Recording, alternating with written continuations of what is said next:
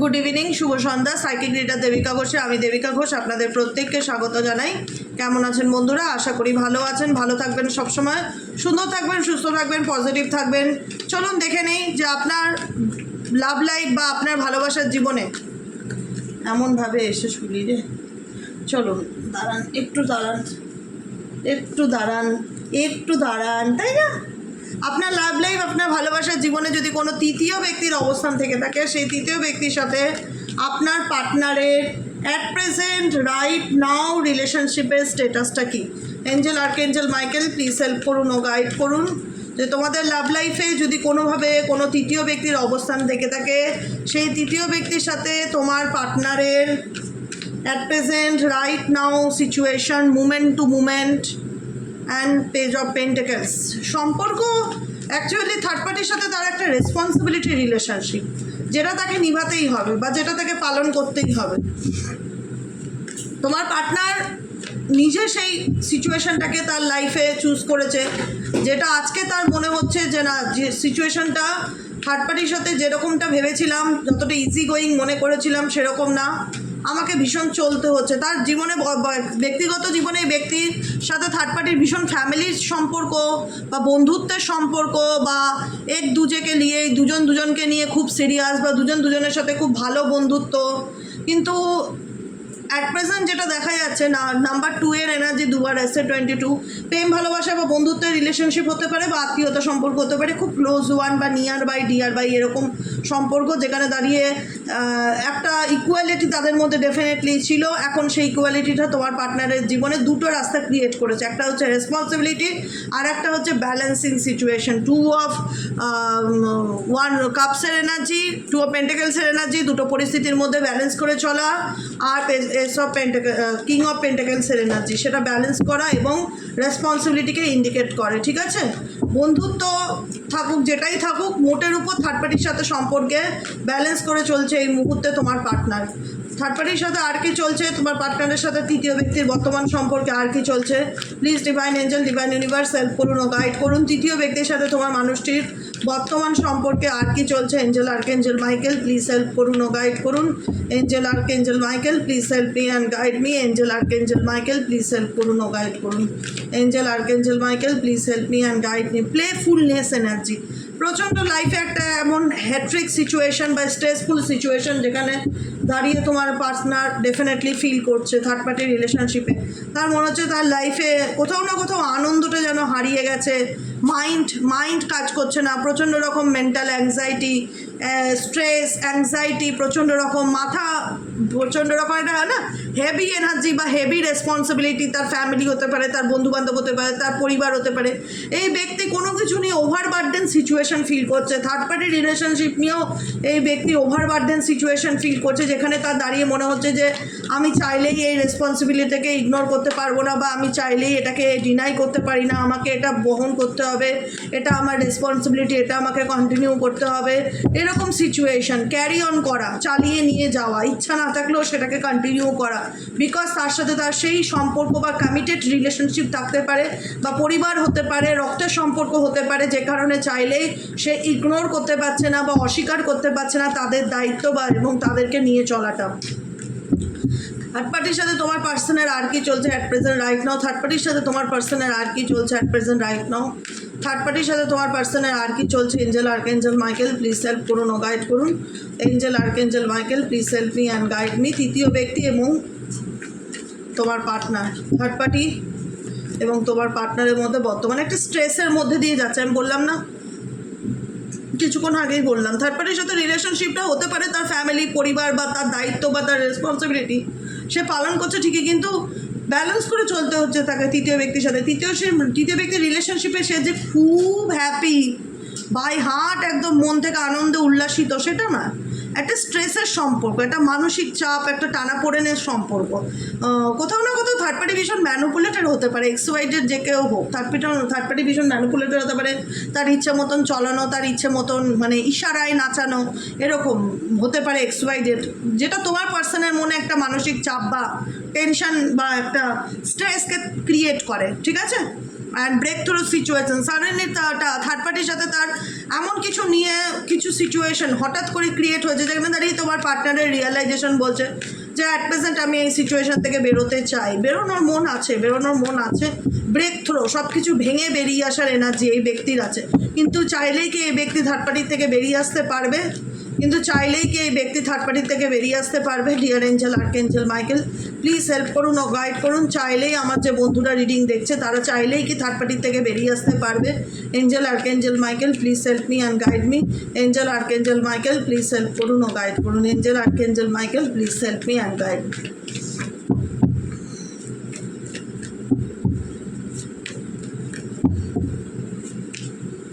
না, চাইলেই সে থার্ড পার্টির থেকে বেরিয়ে আসতে পারবে না। যতই সে প্ল্যানিং করুক, যতই সে প্লটিং করুক, তার কাছে যতই সব কিছু পরিষ্কার হোক না কেন, থার্ড পার্টির থেকে বেরিয়ে আসাটা সম্ভব না। খুব ডিফিকাল্টি। তোমার পার্সন চায় বেরিয়ে আসতে, তোমার পার্সন ভীষণ রকম একটা হ্যাপাজেড সিচুয়েশনে আছে, প্রচণ্ড ঝামেলা, একটা মানসিক অশান্তি, পারিবারিক টানাপোড়েন। মাস্টার কার্ড ইন্ডিকেট করছে চিন্তা ভাবনা করছে, প্ল্যান করছে, কিন্তু এমনভাবে এই সম্পর্কে সে জড়িয়ে গেছে। মেবি হতে পারে স্পেসিফিক তার সাথে পরিবার বা ফ্যামিলি গড়ার স্বপ্ন, বা স্পেসিফিক হতে পারে তুমি যাকে নিয়ে রিডিং দেখছো সে বিবাহিত হতে পারে, তার সন্তান আছে, পরিবার আছে, তার ফ্যামিলি আছে, বা মা বাবা হতে পারে। পরিবার রিলেটেড সম্পর্ক হলে এখান থেকে তার বেরিয়ে আসাটা ডিফিকাল্টি। সে যতই বেরিয়ে আসতে চাক না কেন, তার পক্ষে তার মনে হয় যে আমি ডেফিনেটলি বেরিয়ে আসতে চাই, কিন্তু আমি বুঝতে পারছি না আমার কী করণীয়। তোমার পার্টনারের মনে অনেকটা ক্ল্যারিটি। এ ভগবান তুমি কি ফেলছ? তুমি রাধাকৃষ্ণকে ফেলে দিচ্ছ, এমন ঘুমাচ্ছ, তুমি আমার জিনিসপত্র ফেলে দিচ্ছ, বুঝছো? দুষ্টু করে না। হ্যাঁ, এখানে থার্ড পার্টির সাথে তার ইচ্ছা না থাকলেও কোথাও তাকে কম্প্রোমাইজ করে চলতে হবে। কম্প্রোমাইজ রিলেশনশিপ ভীষণ রকম, অ্যাডজাস্টমেন্ট আছে দুজনের মধ্যে। ও মাই গড, এখনই পড়ে যাচ্ছিস। এরকমভাবে শুয়ে থাক, এরকম, হ্যাঁ, এরকমভাবে শুয়ে থাকো, রিল্যাক্স অ্যান্ড কুল অ্যান্ড কাম। হ্যাঁ, ঠিক আছে। দেখো, অ্যাডজাস্টমেন্ট, কম্প্রোমাইজ এখানে করছে, দুজনেই দুজনের সাথে কোনো না কোনোভাবে রিলেশনশিপে কম্প্রোমাইজ করছে। কিন্তু থার্ড পার্টি একটু বেশি, মানে হয় না যে অধিকার দেখানো, অধিকার জাগানো, বেশি দাবি করা, এরকম একটা কন্ডিশনিং, ভীষণ রকম নিজের শর্ত দেখা, সেরকম দেখতে পাচ্ছি। থার্ড পার্টির সাথে সিচুয়েশন যে খুব একটা হট সিচুয়েশন সেরকম না, একদম কোল্ড উদাসীন সিচুয়েশন, সাইলেন্স দেখতে পাচ্ছি থার্ড পার্টির সাথে অ্যাট প্রেজেন্ট রাইট নাও। কোনো কিছু নিয়ে তাদের মধ্যে মেবি কোনো কনফ্লিক্টেড বা আর্গুমেন্ট কিছু হয়েছে, বা যদিও বা সেরকম হয়েও থাকে, এই যে রিলেশনশিপে খুব হেলদি বন্ডিং আছে সেটা নয়, কম্প্রোমাইজ করে চলা, যে ঠিক আছে চলো, আমার তো আর কোনো রাস্তা নেই, তোমাকে তো আমার সাথে থাকতেই হবে। ও ভাবছে ঠিক আছে চলো, আমারও কোনো অপশান নেই, আমাকে তো ব্যালেন্স করেই চলতে হবে। আন্ডারস্ট্যান্ডিং অ্যান্ড কম্প্রোমাইজের সিচুয়েশন থার্ড পার্টির সাথে তোমার পার্টনারের।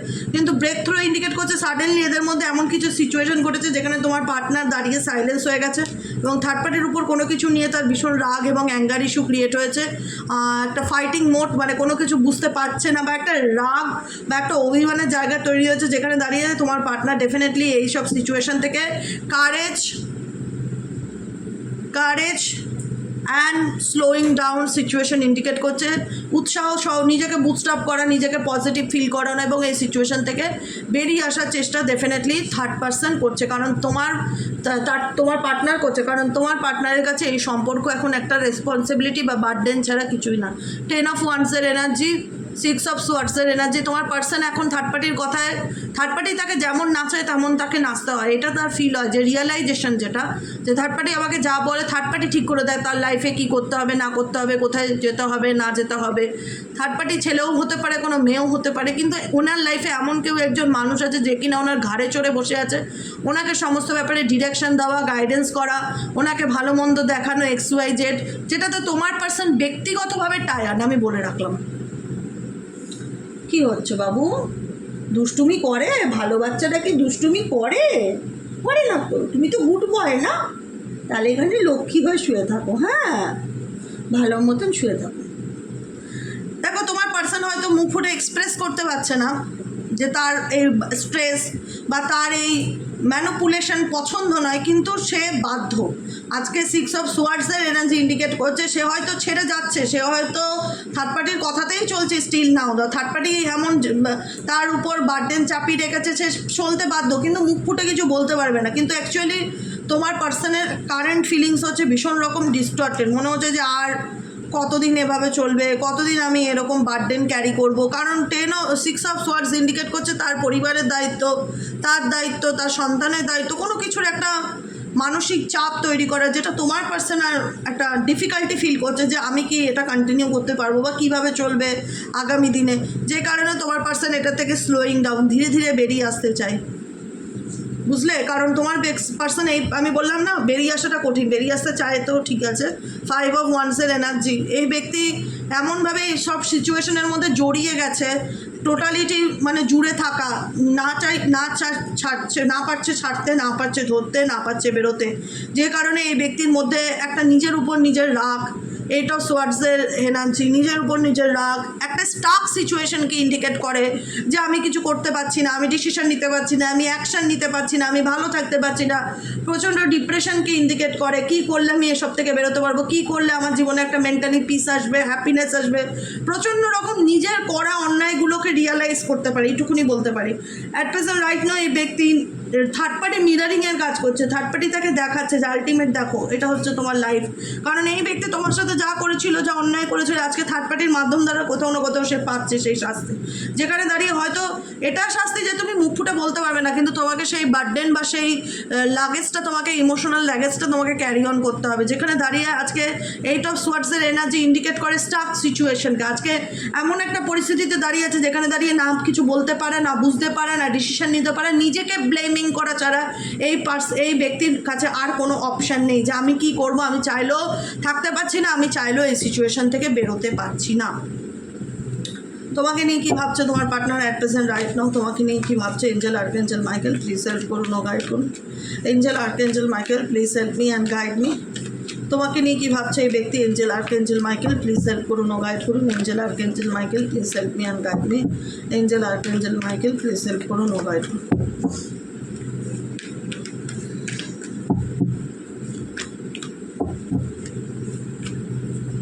Projections, understanding, schizophrenia, Ace of Cups, sorrow, isolations, the outsider. Thunderbolt situation indicate করছে এই ব্যক্তির রিয়েলাইজেশন হয়েছে, এই ব্যক্তির মধ্যে রিসেন্টলি এমন কিছু ট্রান্সফরমেশন এসছে যেখানে দাঁড়িয়ে এই ব্যক্তি বুঝতে পারছে যে সে এমটি, বা তার ফিলিংস তোমাকে বোঝাতে পারবে না, বা তুমি তাকে বুঝতে পারবে না। তোমাদের মধ্যেখানে একটা পাঁচিল আছে, যে পাঁচিলটা তোমাদের লং ডিস্টেন্স রিলেশনশিপকে ইন্ডিকেট করে, বা তোমাদের ইমোশনালি গ্যাপকে ইন্ডিকেট করে, যেটা সে নিজেও ফিল করে। যে আজকে হয় না দূরত্ব বাড়তে বাড়তে জিনিসটা এমন জায়গায় চলে আসে যেখানে কেউ কারো দুঃখ বোঝার মতন পরিস্থিতিতে থাকে না। এখানেও এটাই হয়েছে সিচুয়েশান। তুমি মনে করছো তোমার জায়গায় দাঁড়িয়ে তুমি দুঃখে আছো, কষ্টে আছো, তুমি একা লড়াই করছো। সে মনে করছে আমি আমার জায়গায় দাঁড়িয়ে আমি দুঃখে আছি, কষ্টে আছি, আমি লড়াই করছি, ও আমার লড়াই বুঝতে আসছে না, আমার মন খারাপ লাগছে। 9 অফ সোয়ার্ডসের এনার্জি, এটা মন খারাপ লাগছে, ডিপ্রেশন লাগছে, মন মেজাজ ভালো লাগছে না, একাকিত্ব ফিল হচ্ছে, isolation energy. 3 of swords, heart breaking situation, মন খারাপ থাকা, নো কন্ট্যাক্ট সিচুয়েশনে থেকেও এই ব্যক্তি তোমার থেকে যে খুব একটা ভালো আনন্দে আছে, পজিটিভ এনার্জিতে আছে সেটাও না, কিন্তু এই ব্যক্তি নিজের জার্নিটা যে তোমাকে বোঝাতে পারছে। অ্যাকচুয়ালি কী হয়েছে জানো তো, তোমাদের সম্পর্কের মধ্যে সবথেকে মেন প্রবলেম, কেউ কারোর জায়গা বোঝার মতন মানসিকতায় নেই। আজকের দিনে দাঁড়িয়ে কেউ কারো জায়গা বোঝার মতন মানসিকতায় নেই না। তুমি তোমার পার্সোনাল লড়াইটা চোখে দেখতে পাচ্ছ বা ফিল করতে পারছো যে অ্যাট প্রেজেন্ট সত্যি সে কোন সিচুয়েশনের মধ্যে দিয়ে আছে। 2 অফ সোয়ার্ডসের এনার্জি, দোটানার মধ্যে আছে, দুরকম চিন্তাভাবনা মন মস্তিষ্কে চলতে থাকছে, ক্ল্যারিটির অভাব আছে, কী করবে না করবে। সাডেনলি তার সাথে কোনো কিছুই ভালো হচ্ছে না, বুঝতে পারছে না সে কী করে এই সিচুয়েশন থেকে বেরোবে। প্রত্যেকটা মুহূর্তে এই ব্যক্তি তোমার সাথে কাটানো মুহূর্তগুলোকে নিয়ে বা এই সম্পর্কটা নষ্ট হয়ে যাওয়া নিয়ে ভীষণ রকম আপসেট করে, মন খারাপ করে, আর মনে হয় আর কোনো কিছু ঠিক নেই। তার লাইফের প্রবলেমগুলোর থেকে সে বেরোতে চায় কিন্তু বেরোতে পারে না। কোনো একটা স্টাক সিচুয়েশনের কারণে এই ব্যক্তি ভীষণ আরও আইসোলেটেড ফিল করে, কোনো স্টাক সিচুয়েশনের কারণে এই ব্যক্তি আরও আইসোলেটেড ফিল করে, যেখান থেকে দাঁড়িয়ে তার মনে হয় তার জায়গাটা বোঝার মতন সিচুয়েশন তোমার নেই। তুমিও মনে করো যে আমি কেন বুঝবো, সে তো তার পরিস্থিতি, তার দোষেই আজকে এই টানাপোড়েনের মধ্যে দিয়ে রয়েছে। সিজোফোনিয়া কার্ড ইন্ডিকেট করছে 2 অফ সোয়ার্ডসের এনার্জিকে, তার কারণেই সে আজকে এই রকম দোটানার মধ্যে পড়ে আছে। এখানে আমি কি বুঝবো তার অনুভূতি, সে যদি সরাসরি কথা না বলে, এদিকে তারও ভীষণ রকম ইগো কাজ করে, যে কারণে খারাপ লাগুক, দুঃখ লাগুক, কষ্ট লাগুক, মন খারাপ থাক, একাকিত্ব থাক, সেটাও খুব একটা শেয়ার করে না, নিজের মধ্যেই নিজে থাকে। 9 অফ সোয়ার্ডসের এনার্জি ইন্ডিকেট করে মন খারাপ, হতাশা, বাজে স্বপ্ন আসা, দুঃস্বপ্ন দেখা, রাতে বেশি রকম না, রাত্রেবেলার দিকে কষ্ট ফিল হওয়া, কোনো রকম কোনো কিছু পুরনো কথা মনে পড়া, বোঝাতে পারে না আলটিমেট এ ব্যক্তি ছেলেই হোক মেয়ে হোক যে তার লাইফে কী চলছে।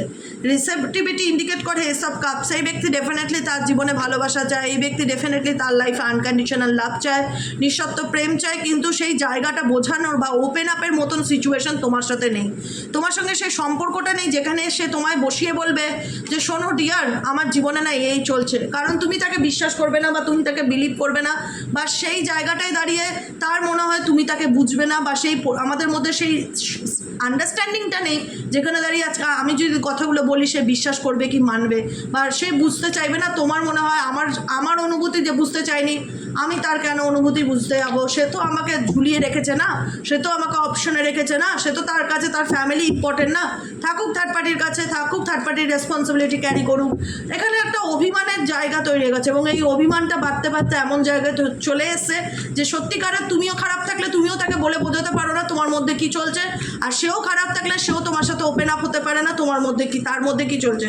তোমাদের মধ্যে ভালোবাসার সম্পর্ক হলেও ইমোশনাল গ্যাপটা এতটাই বেশি হয়ে গেছে যেটা ঠিক হওয়াটা সত্যি খুব ডিফিকাল্টি, যদি নিজেরা না চাও তো।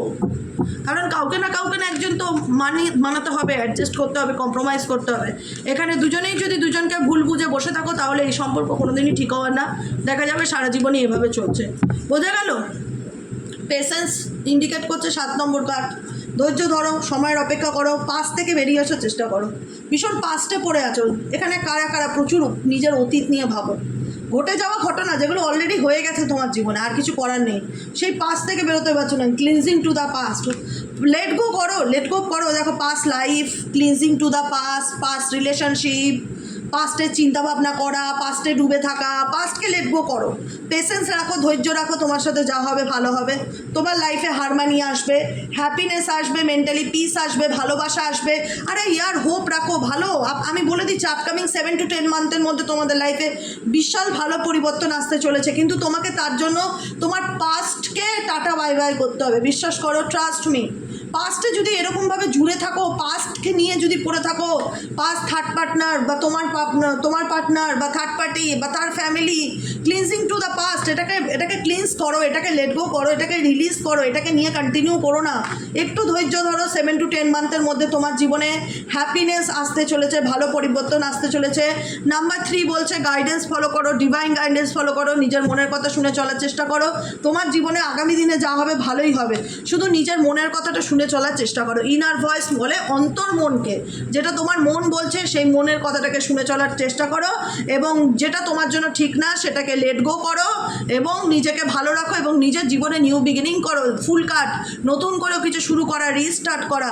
পাস্ট ট্রমাকে রিলিজ করতে না পারলে তুমি জিন্দেগিতে ভালো থাকতে পারবে না, আমি আজকে বলে দিলাম। যতই এটা কালেকটিভ রিডিং হোক, পাস্টকে যতক্ষণ টাটা বাই বাই না করছো, পাস্ট ট্রমা, পাস্ট কানেকশনস, পাস্টের অতি ঘটে যাওয়া ঘটনা, ক্লিনজিং টু দ্য পাস্ট লাইফের ঘটনা, এই পাস্টকে যতক্ষণ তুমি তোমার পাস্ট ট্রমা এগুলোকে যতক্ষণ রিলিজ না করছো তুমি কখনোই ভালো পরিবর্তন দেখতে পারবে না। তোমাকে কিছু মাস আরও পেশেন্স রাখতে হবে। তুমি যদি তোমার জীবনে ভালো থাকতে চাও তাহলে তোমার কিছু ব্যাড হ্যাবিটকে রিলিজ করতে হবে। ওভার থিঙ্কিং করা, ঘটে যাওয়া ঘটনাগুলোকে বারবার পুনরায় চিন্তাভাবনা করা, স্ট্রেস নেওয়া, এগুলোকে টাটা বাই বাই করে সুস্থ সুন্দর জীবনে আসতে হবে। মেডিটেশন করতে হবে, মাইন্ডে চ্যান্টিং করতে হবে। আজকের দিনে আছো, আজকের দিনটাকে এনজয় করো, আজকের দিনে বাঁচো। ভবিষ্যৎ নিয়ে ভেবে লাভ নেই অতিরিক্ত, ফিউচার নিয়েও ভেবে লাভ নেই, পাস্ট নিয়েও ভেবে লাভ নেই অতিরিক্ত। প্রেজেন্টে আছো, প্রেজেন্টকে ভালো রাখার চেষ্টা করো, নিজেকে ভালোবাসো, নিজেকে ভালো রাখো, বাকিটুকু স্যারেন্ডার টু ডিভাইনে থাকো। দেখবে অটোমেটিক্যালি তোমার কাছে তুমি ভালোটা অ্যাট্রাক্ট করছো। ঠিক আছে? তুমি যদি পাস্ট ট্রমা নিয়ে চলো তাহলে পাস্টের ঘটনাগুলি তোমার সাথে রিপিটেডলি ঘুরতে থাকবে, হতে থাকবে। তুমি সেটা থেকে কখনোই মুভ অন করতে পারবে না। তোমাকে মুভ অন করতে গেলে তোমার পাস্টে থাকা সমস্ত জিনিসকে লেট গো করতে হবে। পরিষ্কার কথা, জীবন থেকে লেটিং গো করে দিতে হবে পুরোপুরি। যদি লেটিং গো করো তাহলে সামনের দিকে সুন্দরভাবে জীবনে এগিয়ে যেতে পারবে, ভালো থাকতে পারবে। ভালো থাকতে গেলে তোমাকে নিজেকে অ্যাকশন নিতে হবে যে আমাকে ভালো থাকতেই হবে, any how and any cost. আমি ডিপ্রেশনে থাকলে চলবে না, আমাকে সুস্থ সুন্দর জীবন পেতেই হবে, আমার ভালো থাকাটা আমার হাতে। যদি এরকম মাইন্ডসেট করে জীবনে চলতে পারো তাহলে তোমার থেকে সুখী কেউ নেই, বুঝছো? তোমার থেকে সুখী কেউ নেই। ঠিক আছে? আজকের মতো রিডিং এতটাই। কেমন লাগলো রিডিংটি কমেন্ট সেকশনে জানাতে ভুলবে না। লাইক করবে, সাবস্ক্রাইব করবে, কমেন্ট করবে, হাইপ করবে, চ্যানেলের সাথে থাকবে, পাশে থাকবে। দেখা হচ্ছে আমাদের কালকে রিডিং সকালের অ্যাস্ট্রো ট্যারোট উইথ দেবিকাতে। ওকে, চলো টাটা।